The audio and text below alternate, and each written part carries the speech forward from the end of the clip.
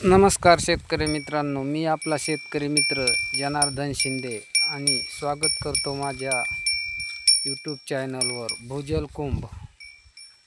आज मी आपल्याला हळदीविषयी थोडीशी माहिती देणार आहे।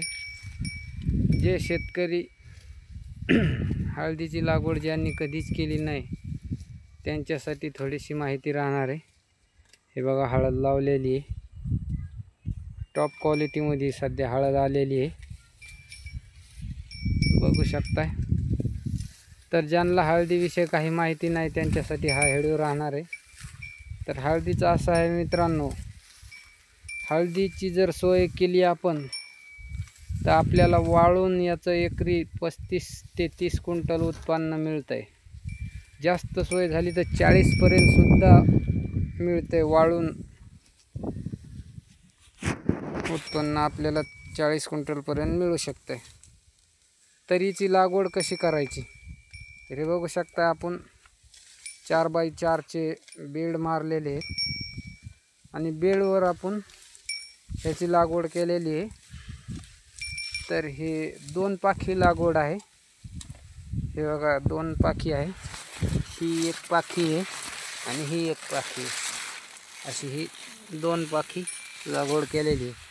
तर बेडवर 2 पाखी लागवड करण्यासाठी आपल्याला त्याच्यावर काय करावं लागतं, बेड मारल्यानंतर बेड उबडं आऊत हाणून सवान करून घ्यायचा आणि त्याच्यावर आपलं बारकं जे कोळपं असतंय ते कोळपं हाणून अशा रेषा पाडायच्या आणि त्या रेषेमध्ये मग ते बेनं लावायचं। बाया लावतात त्याला, किंवा आता यंत्र बी आलेत, पण यंत्राने काय होते कमी जास्त होऊ शकते, पण बायाने लावली तर कमी जास्त होऊ शकत नाही। बघा कशी क्वालिटी आहे, प्युअर। तर हळद चांगली येईन का वाईट येईन ते ओळखण्याची क्वालिटी हे बघा।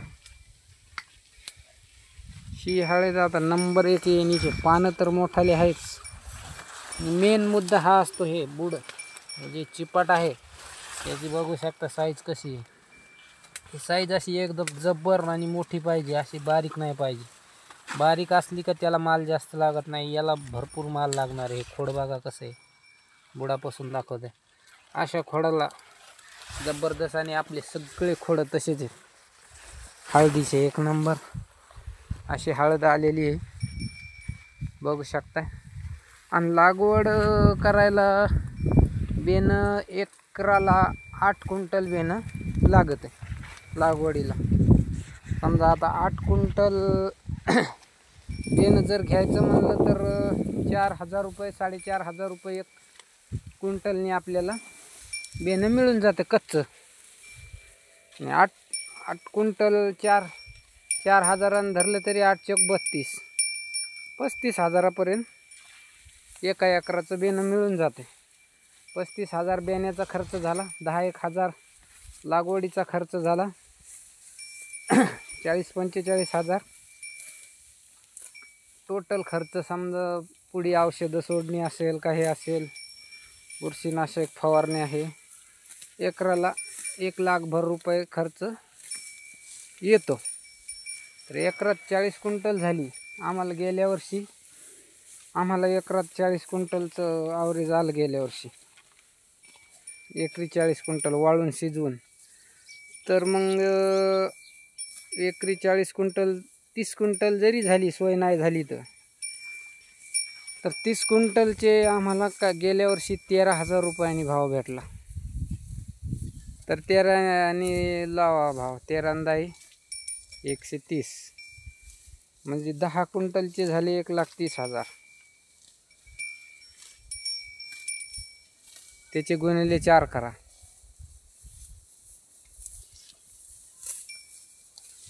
किती होतात तो हिशोब लावा। म्हणजे 7-8 लाख रुपयाची सहज एकरा, 5-6 लाखाची तरी एकरामध्ये हळद होती। हळदी एवढं पीक तुम्हाला दुसरं कोणतंच या एका एकरामध्ये होणार नाही।